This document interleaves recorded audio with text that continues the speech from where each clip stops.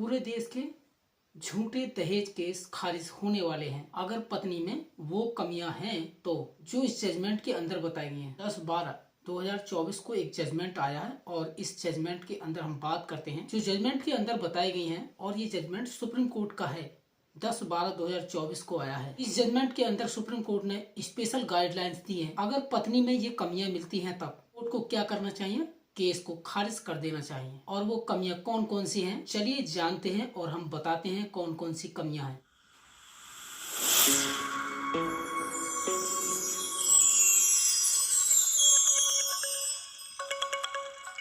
तो नमस्कार साथियों, मैं एडवोकेट सोनू सिंह, स्वागत है हमारे चैनल धाराओं के ज्ञान में। जजमेंट के ऊपर हम बात करेंगे।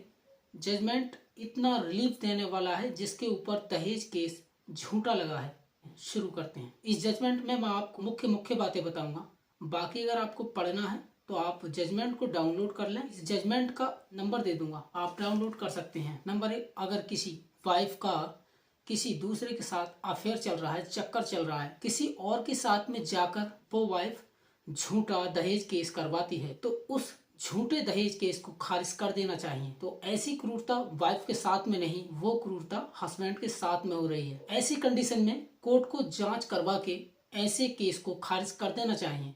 दूसरी बात ये बता दी है, अगर पहले पति ने डिवोर्स केस लगा दिया है तो बहुत सारे केसों में ये देखा गया है, पत्नी पहले दहेज केस लगवा देती है, अब पत्नी उसके बाद दहेज केस लगवा देती है। पति ने जिन ग्राउंड को देखा है, क्रूरल्टी माना है, एडल्ट्री माना है, वही तो ग्राउंड लगाया होगा डिवोर्स केस में। तो ऐसे में कोर्ट को उसकी जांच करवानी चाहिए कि पत्नी ने बाद में दहेज केस क्यों करवाया है, घरेलू हिंसा क्यों करवाया है। तो ऐसे केस में कुछ गड़बड़ी मिलती है तो ऐसे झूठे केस को खारिज कर देना चाहिए। तीसरी बात और भी अच्छी बता दी, अगर पत्नी बिना बताए घर छोड़कर जाती है तो साथियों इस जजमेंट में तगड़े तगड़े सस्पेंस हैं। जैसे कि फिल्मों में, मूवियों में होते हैं कि एक एक सेकंड में, दो दो सेकंड में, चार चार सेकंड में सस्पेंस आते हैं। इसी तरह इस जजमेंट में सस्पेंस है। और साथियों इस जजमेंट को ना पूरा पढ़ना, मैं तो आपको केवल मुख्य ही बातें बताऊंगा और ऐसे काम के बहुत बड़े पॉइंट हैं इसमें। ये एक ऐतिहासिक जजमेंट आया है सुप्रीम कोर्ट का 498 दहेज केस वालों के लिए। जो भी पीड़ित है जिसके ऊपर झूठा दहेज केस चल रहा है तो ये जजमेंट उसको बड़ा रिलीफ देने वाला है, क्योंकि इस जजमेंट के अंदर जो कुछ बातें बता रहा हूँ वो तो है ही इसमें, इसके अलावा और भी अच्छे पॉइंट बताए गए हैं। चलिए आते हैं। अगर पत्नी परिवार वालों के झूठे नाम दहेज केस में लिखवा देती है, ऐसे परिवार के सदस्यों के नाम लिखाती है, उस घर में कभी आए भी नहीं या मौके पर भी नहीं थे, क्राइम सीन पर भी नहीं आए थे, तो ऐसे लोगों के नाम कटवा सकते हैं आप इस जजमेंट के अकॉर्डिंग। अगर साथियों किसी के ऊपर झूठा दहेज केस चल रहा है और वो कितना भी पुराना क्यों ना हो तो आप अपने एडवोकेट साहब से डिस्चार्ज एप्लीकेशन लगवा सकते हैं। साथियों नए कानून के तहत में एक नई धारा आई है, BNSS की धारा 262, जिसके तहत में डिस्चार्ज एप्लीकेशन लगा सकते हैं। अगर आपकी पत्नी भी ऐसी है तो आपके ऊपर झूठा दहेज केस लगा देती है तो ऐसी सिचुएशन में डिस्चार्ज एप्लीकेशन लगवा सकते हैं। डिस्चार्ज एप्लीकेशन लगवाओ और हमेशा के लिए छुटकारा पालो। और ये साथियों कोर्ट ने एक शॉर्ट तरीका निकाला है। चलिए जानते हैं, पूरे मामले को पढ़ते हैं। साथियों हम आ जाते हैं जजमेंट के अंदर और मेन मुख्य बातों पर जाते हैं। सीधे पॉइंट नंबर 8 पर पहुंच जाते हैं। अपीलकर्ताओं के विद्वान वकील ने प्रस्तुत किया कि अपीलकर्ताओं ने प्रतिवादी संख्या 2 से कभी भी दहेज की मांग नहीं की। वास्तव में वैवाहिक घर छोड़कर चला जाता था। दरअसल एक बार ऐसा हुआ जब वह घर से निकली, वैवाहिक घर 3/10/2021 को अपीलकर्ता नंबर 1 ने पुलिस में शिकायत की। 5/10/2021 को शिकायत दर्ज कराई।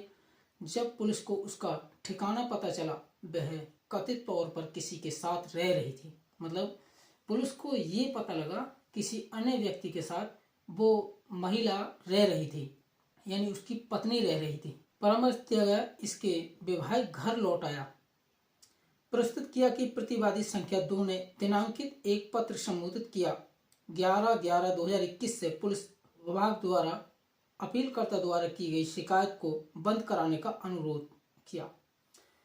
मतलब जो पुलिस की जो FIR थी, वो जो सूचना रिपोर्ट दी थी और उसको भी बंद कराने की सोच रहा था कि हटिए छोड़िए। पत्नी का पति था, वो मना कर रहा था कि क्या FIR को आगे बढ़ाना है, इसको यहीं पर समाप्त करा दीजिए या करा दिया जाए, जिसमें उसने स्वीकार किया कि वह अपना वैवाहिक घर छोड़ चुकी हैं। गोविंदन नाम के एक व्यक्ति के कारण अपीलकर्ता नंबर 1 से झगड़ा होने के बाद, जिससे वह पिछले 10 दिनों से फोन पर बात कर रही थी, उसने ये भी कहा था कि ऐसी हरकत दोबारा नहीं करेगी। भविष्य में अपीलकर्ताओं के विद्वान वकील ने आगे कहा, प्रतिवादी संख्या 2 ने फिर से विवाहित घर छोड़ दिया। अपीलकर्ता नंबर 1 और पीछे बच्चे यह प्रस्तुत किया गया कि कोई अन्य विकल्प न होने पर अपीलकर्ता क्रमांक संख्या 1 ने दिनांकित एक कानूनी नोटिस जारी किया। 13/12/2021 को प्रतिवादी संख्या 2 को आपसी सहमति से तलाक की मांग करते हुए इसलिए ये तर्क दिया कि केवल एक जवाबी हमें के रूप में वर्तमान प्रतिवादी संख्या 2 द्वारा 1/2/2 यानी ये देखिए 1/2/2022 को एफआईआर दर्ज कराई है। जहां तक अपीलकर्ता संख्या 2 से 6 का संबंध है, अपीलकर्ता के विद्वान वकील अपीलकर्ता ने दलील दी कि उन्हें उनके खिलाफ कोई विशेष आरोप नहीं लगाया गया। एफआईआर में उनका नाम दर्ज किया गया है। आगे ये भी कहा गया है कि अपीलकर्ता संख्या 2 से वैवाहिक घर में नहीं रहते थे और अनावश्यक रूप से इस मामले में घसीटा गया, इसलिए ये प्रस्तुत किया गया। वर्तमान मामला एफआईआर रद्द करने के लिए उपयुक्त मामला है और तदनुसार प्रार्थना पत्र की गई। यह न्यायालय आपत्तिजनक को रद्द कर दे। दिनांक 16/2/2022 के आदेश के तहत आपराधिक कार्यवाही रद्द कर दी गई। अपीलकर्ताओं के खिलाफ एफआईआर संख्या 82 से उत्पन्न लंबित 2022 दिनांक 1/2/2022। पॉइंट नंबर 9, प्रतिपक्ष प्रतिवादी राज्य के विद्वान वकील प्रस्तुत किया गया कि एफआईआर के अवलोकन से यह पता चलेगा कि प्रथम दृष्टि अपीलकर्ताओं के खिलाफ प्रथम दृष्टि मामला बनता है। प्रस्तुत किया गई एफआईआर के अनुसार प्रतिवादी नंबर 2 को दोनों एक परेशान किया गया था। अतिरिक्त दहेज के अभाव में शारीरिक और मानसिक रूप से प्रताड़ित किया गया। उसका एक मोनिका नाम की लड़की के साथ अवैध संबंध है। प्रतिवादी राज्य ने प्रस्तुत किया कि प्रतिवादी संख्या 2 के पिता LW3 के रूप में जांच की गई, जिसने जांच में कहा कि उस समय शादी के समय उन्होंने दहेज के रूप में 10 लाख रुपए और 10 तोला सोना दिया था। आगे ये भी दलील दी गई कि शादी के बाद अपीलकर्ता नंबर 1 ने प्रतिवादी संख्या 2 और अपीलकर्ता संख्या 2 से 6 को परेशान करने और दुर्व्यवहार करने के लिए इस्तेमाल किया गया। अपीलकर्ता 1 को भड़काने और भड़काने के लिए इस विद्वान वकील प्रतिवादी राज्य ने तर्क दिया कि उच्च न्यायालय ने आपत्तिजनक आपराधिक कार्रवाई को रद्द करने से इनकार करने का आदेश उचित था। यह अपीलकर्ता के खिलाफ एफआईआर संख्या 82 से उत्पन्न लंबित 2022 दिनांक 1/2/2022 को प्रस्तुत किया और वर्तमान को खारिज करने की प्रार्थना पत्र साथ ही अपील की। संबंधित पक्षों के विद्वान अधिवक्ताओं को सुनने के बाद और रिकॉर्ड पर मौजूद सामग्री का अवलोकन करने के बाद एकमात्र प्रश्न यह है कि हमारे विचारार्थ ये प्रश्न उठता है कि एक एफआईआर संख्या 82/2022 सन 1/2022 को ये अपीलकर्ता के खिलाफ दर्ज किया जाना चाहिए, रद्द कर दिया। तो 98 वर्तमान मामले में एफआईआर में लगाए गए आरोप विचाराधीन। भारतीय दंड संहिता की धारा 498A तहत दहेज अधिनियम की धारा 3(4), भारतीय दंड संहिता की धारा 400 अपराधों में संबंधित है। पति या पति के रिश्तेदार द्वारा पत्नी की प्रतिकूलता करना। पत्नी उक्त प्रावधान इस प्रकार है कि पत्नी ने ये धारा 498 भी लगाई थी और धारा दहेज अधिनियम की धारा 4 भी लगाई थी और कई सारी एफआईआर भी कराई थी। 2022 की एफआईआर संख्या 82 से उत्पन्न अपीलकर्ताओं के खिलाफ कार्रवाई और दहेज अधिनियम की धारा 4(18) एफआईआर के अवलोकन से पता चलता है कि प्रतिवादी संख्या 2 के दावे स्पष्ट और सर्वव्यापी है। यह दावा करने के अलावा कि अपीलकर्ता नंबर 1 से उसे परेशान किया और अपीलकर्ता नंबर 2 से 6 ने उसे परेशान किया, उसे ऐसा करने के लिए उकसाया। प्रतिवादी संख्या 2 ने कोई सबूत नहीं दिया, विशिष्ट विवरण या उत्पन्न के किसी विशेष उदाहरण वर्णित नहीं किया। उन्होंने समय, तारीख, स्थान, तरीके का भी उल्लेख नहीं किया। जिसमें कथित उत्पीड़न हुआ था, इसलिए एफआईआर में कोई तथ्य नहीं और ठोस स्पष्ट आरोप नहीं। इसके अलावा रिकॉर्ड से पता चलता है कि प्रतिवादी संख्या 3/10/2021 को वैवाहिक घर छोड़कर अपीलकर्ता नंबर 1 के पास गया। 5/10/2021 को पुलिस शिकायत दर्ज कराई। जब पुलिस अधिकारी उसका पता लगाया तो प्रतिवादी 2 ने 11/11/2021 को एक पत्र संबोधित किया। पुलिस अधीक्षक नंबर 20 को पढ़ते हैं, देखते हैं। विवाह से आशा होते हुए अपीलकर्ता संख्या 1 ने कानूनी आदेश जारी किया। आपसी सहमति से तलाक चाहने वाले प्रतिवादी नंबर 1 को नोटिस 13/12/2021 को जारी किए गए। तो कानूनी नोटिस का जवाब देने के बजाय अपीलकर्ता संख्या 1 द्वारा प्रतिवादी संख्या 2 ने वर्तमान एफआईआर 82 दर्ज कराई। 1/2/2022 को मेड पुलिस स्टेशन में पंजीकृत करवाया। देखिए साथियों, 13/12/2021 और 1/2/2022 कितना फर्क है, कम से कम लमसम 2-2.5 महीने का अंतर है। रजकोड़ा पर भारतीय दंड संहिता की धारा 498A तथा धारा 3 और 4 के तहत मामला दर्ज। दहेज अधिनियम की धारा 12। इस मामले के तथ्य और समय और परिस्थिति को देखते हुए एफआईआर के संदर्भ में हम पाते हैं कि प्रतिवादी संख्या 2 ने मामला छोड़ दिया। दिनांक 13/10/2021 को अपीलकर्ता से झगड़ा होने के बाद वैवाहिक अपने जीवन में किसी तीसरे व्यक्ति के साथ बातचीत के मामले में वह नंबर 1 पर है। शादी बाद वह आश्वासन देकर अपने वैवाहिक घर वापस आ गई। साथियों देखिए, ये तो दोनों पतियों के साथ रहने जा रही है, पहले उधर भी फिर इधर भी, वापस भी आ गई, फिर से वैवाहिक घर छोड़ दिया। जहां अपील करते 13/12/2021 को तलाक मांगने वाला कानून नोटिस वर्तमान एफआईआर आई प्रतिवादी संख्या 2 द्वारा 1/2/2022 को दर्ज की गई। मेरी यह राय है, प्रतिवादी संख्या 2 द्वारा दर्ज की गई एफआईआर सही नहीं है।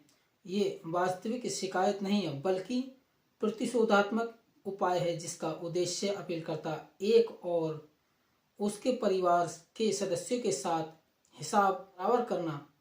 प्रतिवादी संख्या 1 राज्य के विद्वान वकील ने तर्क दिया कि प्रथम दृष्टया अपीलकर्ता के खिलाफ उत्पीड़न का मामला बनता है। किसी आपराधिक मामले में परिवार के सदस्यों के नाम का मात्र उल्लेख वैवाहिक विवाद से उत्पन्न मामला बिना किसी विशिष्ट कारण के उनकी सक्रिय संलिप्तता दर्शाने वाले आरोपों पर रोक लगाई जानी चाहिए। देखिए साथियों, यहाँ तो बिल्कुल रोक लगाने वाली बात कही है।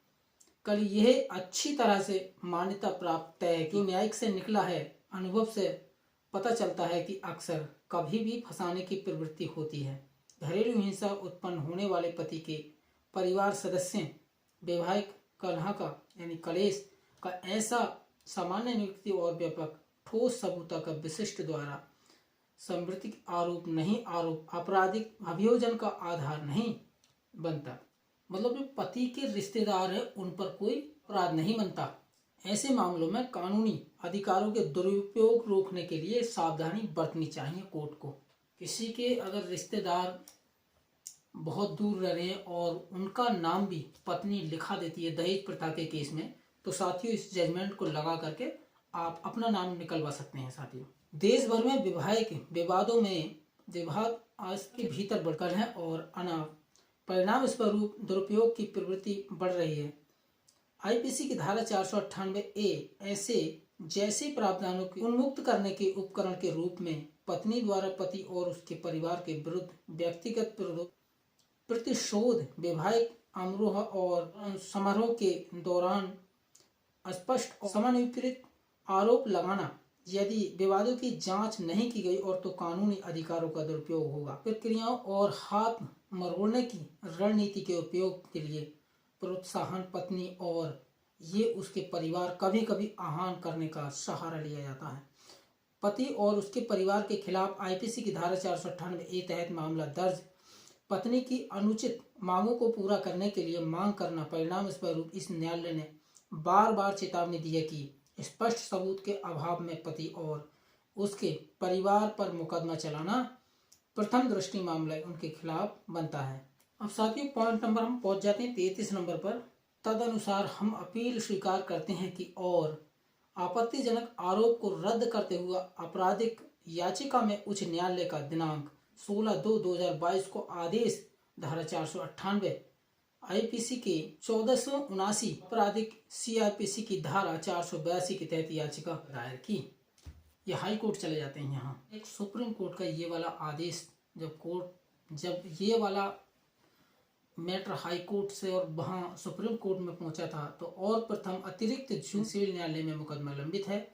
न्यायाधीश यह अतिरिक्त मलकाजगिरी के खिलाफ तदनुसार अपीलकर्ता का मामला निरस्त माना जाएगा। साथियों, यहाँ पर सुप्रीम कोर्ट ने ये दहेज प्रथा का केस पूरा खारिज कर दिया और रद्द कर दिया खारिज। तो साथियों, इसी तरह से ये जजमेंट आप जब पढ़ के देखोगे ना तो बहुत मजा आएगा और इसमें बहुत ज़्यादा मेन पॉइंट दिए गए हैं। साथियों, अगर किसी को इस जजमेंट की ज़रूरत है तो मैं ये लगा देता हूँ, केस नंबर दिखा देते हैं हम। केस नंबर यहाँ देख करके आप डाउनलोड कर लेना। और किसी पे अगर साथियों अगर दहेज प्रथा का केस लगा है तो इस वाले जजमेंट को दे देना अपने वकील साहब को। वकील साहब इस वाले जजमेंट के तहत उसको खारिज करा सकते हैं और कुछ लोगों के नाम भी निकलवा सकते हैं। ये जो जजमेंट आया था 10 दिसंबर 2024 को, ये अभी का फिलहाल का जजमेंट है 10 तारीख का। साथियों, अगर किसी को अगर जजमेंट चाहिए तो मैं इसका नाम, इस जजमेंट का नाम और इसकी मुकदमा संख्या वो सब कुछ डिस्क्रिप्शन में डाल दूंगा। अगर आपको इसके बारे में कोई जानकारी लेनी हो तो साथियों कमेंट बॉक्स में बता सकते हैं। साथियों, अगर आपको वीडियो अगर अच्छी लगी तो लाइक कर दें, कमेंट कर दें और अपने दोस्तों के साथ शेयर कर दें। और साथियों, अगर अभी तक आपने चैनल सब्सक्राइब नहीं किया तो सब्सक्राइब कर लें प्लीज़। तो साथियों, आज के लिए इतना ही काफ़ी है। फिर मिलते हैं नेक्स्ट वीडियो के साथ, नेक्स्ट जजमेंट के साथ। तब तक के लिए जय हिंद।